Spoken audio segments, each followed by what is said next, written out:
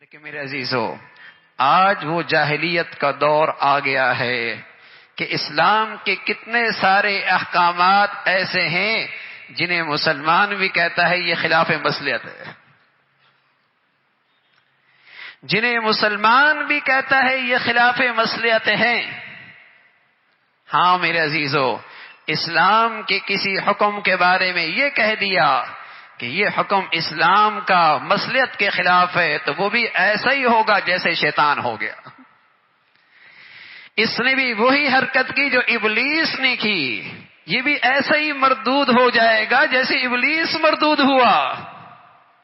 یہ وہ دور ہے جس کے بارے میں رسول اللہ صلی اللہ علیہ وسلم نے فرمایا، یصبح الرجل مؤمنا ویمسی کافرا، صبح ایمان والا شام کافر، شام ایمان والا صبح کافر۔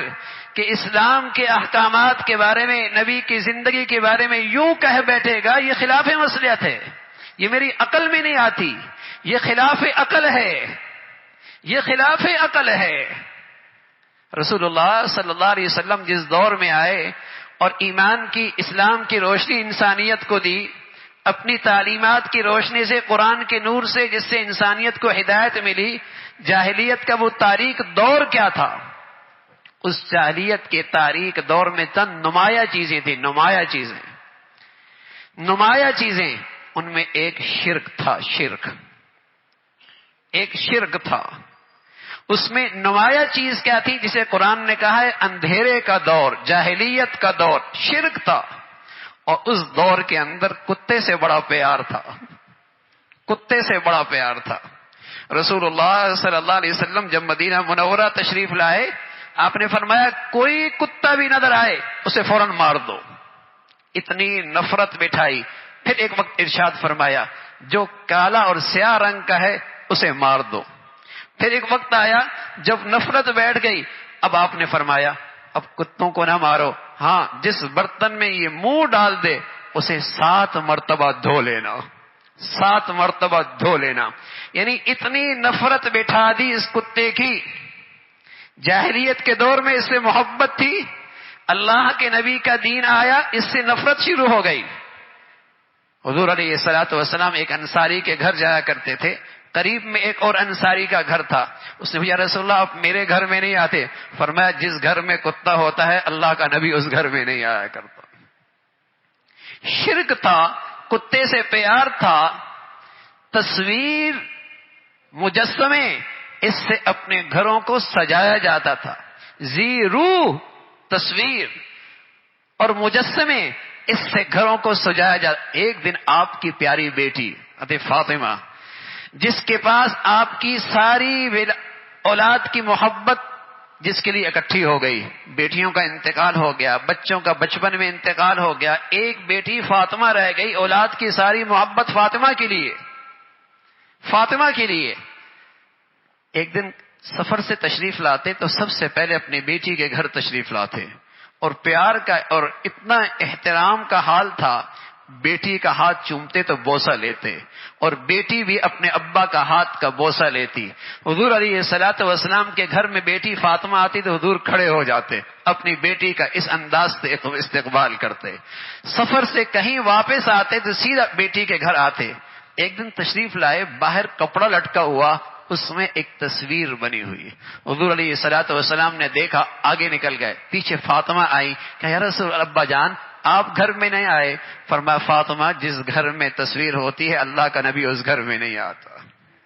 جاہلیت کا دور بتا رہا ہوں جس میں نمایاں علامات، وہاں شرک ہوا کرتا تھا، وہاں مجسمے اور تصویروں سے گھروں کو سجایا جاتا تھا، وہاں سود خور، سود کھایا جاتا تھا، سود کھایا جاتا تھا، وہاں بچیوں کو زندہ درگور کر دیا جاتا تھا، وہاں وَلَا تَبَرَّجْنَ تَبَرُّجَ الْجَاهِلِيَّةِ الْأُولَى، وہاں عورتیں باہر یوں نکلا کرتی تھیں، سر پہ دوپٹہ ہوتا اور اس کے دونوں طرف پیچھے پشت پہ ڈال دیا کرتی تھی، سینہ کھول کے نکلا کرتی تھی۔ قرآن ہے، 22واں پارہ ہے، جاہلیت کی تصویر ہے جسے اللہ کے نبی نے اپنے نور سے منور کیا تھا اسلام کی روشنی سے.